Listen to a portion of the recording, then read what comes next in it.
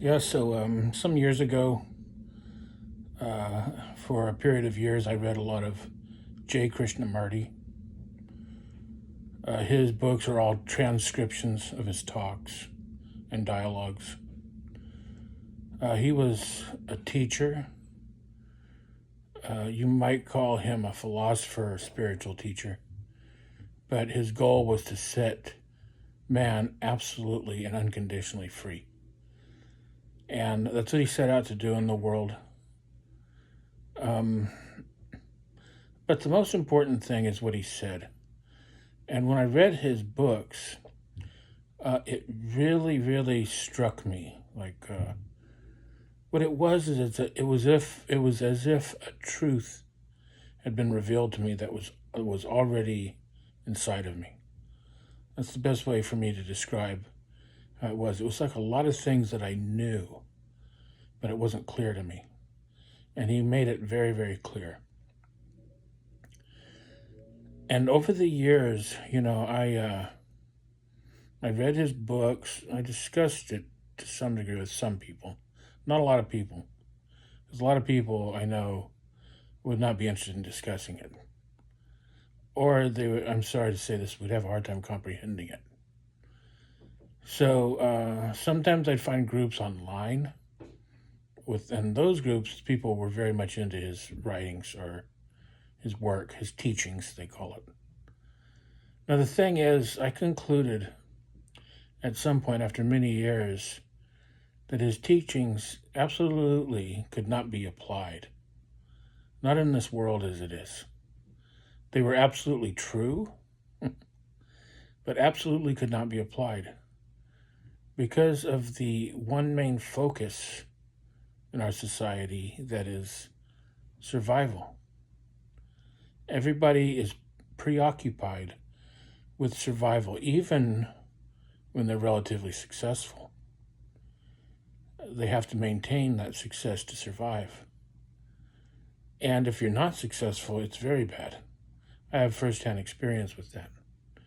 If you are concentrated on basically fear, then your mind is distorted. And the other thing is that people will inevitably drag you back into the world as it is. Now, that's the main thing that Krishnamurti really was saying. You would have no part of this at all, right? Because it's destructive. And you're dividing yourself by taking part in this world as it is. Going to work, keeping, and that's the thing, is your life is divided by that. You're forced into it. And it's, even as I'm talking about it, I know how hard it is to explain. And I know I don't think it's particularly popular. Some people talk about that kind of thing, but I think by and large, most people like to conform to this idea of going to work every day. You're kind of under the thumb of your employer, those kind of things. Now, I probably will discuss this more later in other videos, but that's the gist of it. Now, some of the things Krishnamurti taught can be applied. Like, he basically said that all of these divisions, these identifications, the ways that we believe ourselves to be different from one another is illusion, and in fact creates conflict and violence. The very act of dividing yourself and having an identity as somebody different than another is violence. Now that is something that can be applied. You'll be at odds with everybody because everybody wants you to have an identity.